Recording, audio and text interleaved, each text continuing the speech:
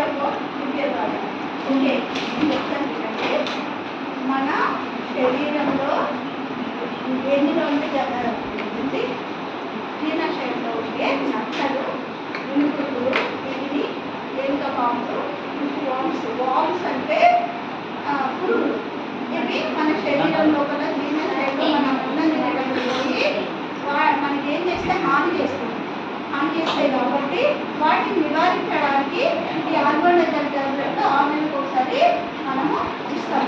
అర్థమైందా? ఇవి నేను కడుపులోనే ఉంటుందా నాకు ఏమవుతుంది మేడం?